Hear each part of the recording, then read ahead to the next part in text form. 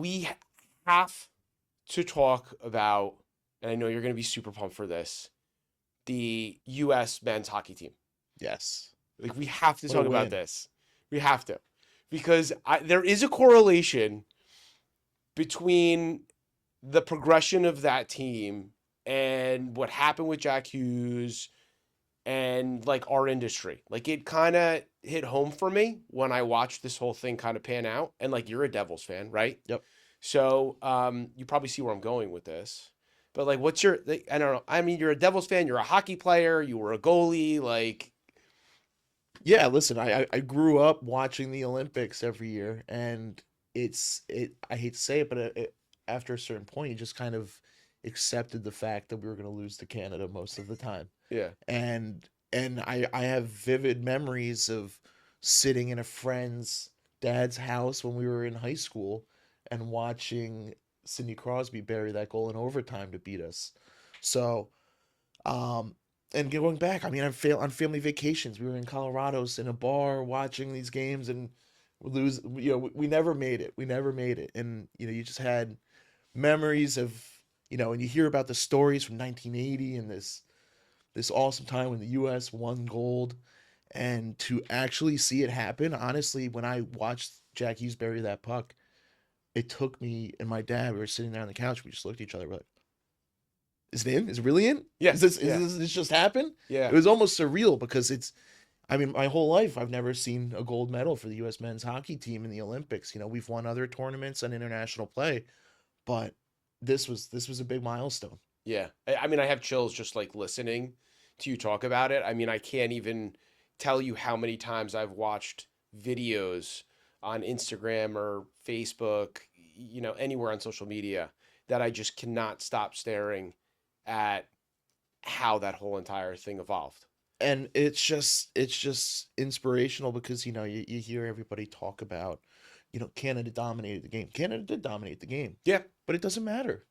Look at the final score. Yeah. Look at the final score.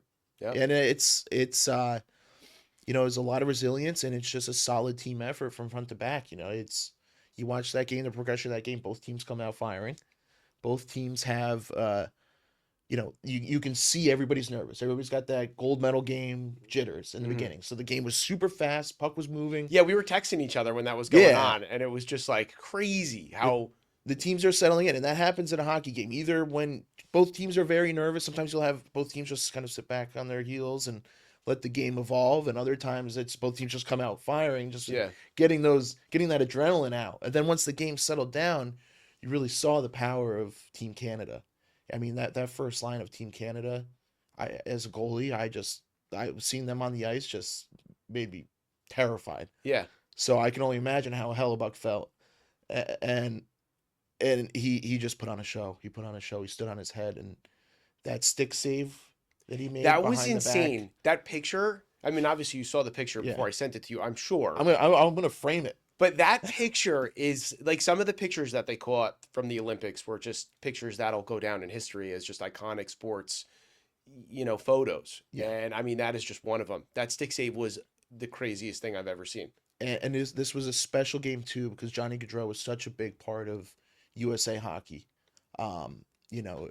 From a young age, and a lot of those Team USA guys had played with Johnny either, um, in Columbus or um, in the Flames or just some of the Team USA tournaments throughout their lives, and so that there's that brotherhood, and to see them honor him and his wife Meredith and their kids, that was special too, and I think that was just kind of you know maybe he played a part of that Yeah. of Yeah. that win. Yeah, that was a special moment. Yeah, All right, so I want to hit on why, like I brought this up, like why I think this is super important, and I really just want to touch on, Jack for a minute because, listen, we all, as a Devils fan, right? We saw him as the number one pick, and you saw him go through his first season, and there was just so much hype around this kid, and like what happened in his first season?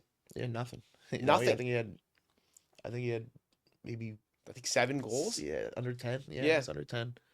It's very hard breaking into a league. You come from being an all-star wherever you came from. now you're playing with grown men who do this for a living, Yeah. and it's And it's humbling. deflating. Yeah, it's humbling. So, and then you think about, what he went through to get to where he was right now, which this photo of him is probably going to be this again. Here's a photo that's going to go down as in our time probably one of the most iconic sports photos that you will see ever. Like, very similar to things that happened with the Miracle, Yep. and you're just looking at this picture and like it couldn't have been. It's just unbelievable. And then seeing um, we talked about him giving his press conference afterwards and talking to the reporters. I mean, just like chills. I have chills still thinking about it. But again, like the reason why I think this is important and why I want to correlate it to kind of what we do on a daily basis and just kind of my story is, I can distinctly remember during the tech bubble burst, kind of walking into that Merrill office and basically having so much confidence when I walked into that place. And just basically during like a hiring freeze, being like, listen, like, give me a job and you will not be sorry, right? I will go ahead and I will win. Like, I don't care. I will do whatever it takes to be successful in this business. And in the first like 36 months, it was like, this is probably the hardest thing I ever did in my entire life. Like, Hmm. what am I doing? Am I really fit out for this? Like, am I actually going to be successful in this business? Am I going to be successful in this industry? My confidence level was so high when I walked into that office as like a new financial advisor.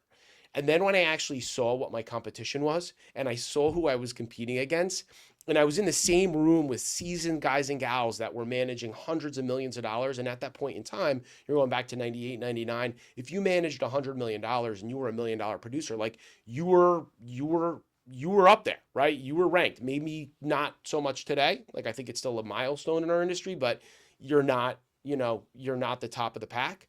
But at that point in time in 98, 99, 2000, when I was entering in the industry, these are the people I was competing against.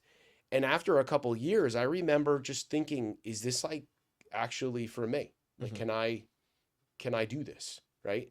And I think it's a lot, kind of going to the advisor development network and just talking to junior advisors and getting them to kind of correlate this to what happened with the hockey team and not just Jack Hughes, but also just the hockey team in general, going through 46 years with having, just, you know, no, nothing really to show for it. Obviously, I mean, there's always stuff to show, but not to this level.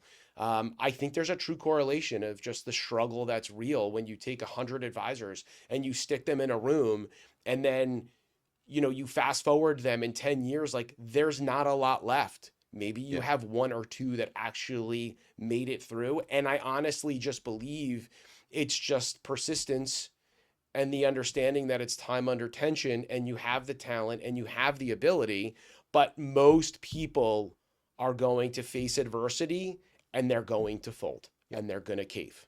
That's what happens all the time. We see it time in, time out. It's people come into this industry expecting to get to that finish line so quickly. Yeah. They're just like, oh yeah, this is no problem. You build this up. They don't realize people have been doing this. People who are successful in doing this have been doing it for a very long time, and it's nothing worth it in this life comes easy. No. And that's I think that this industry is a perfect example of that. It's not all glory from the beginning. There's a lot of people who feel like Jack Hughes in the first couple of years, where it's just like, what am I doing? Like, this isn't working.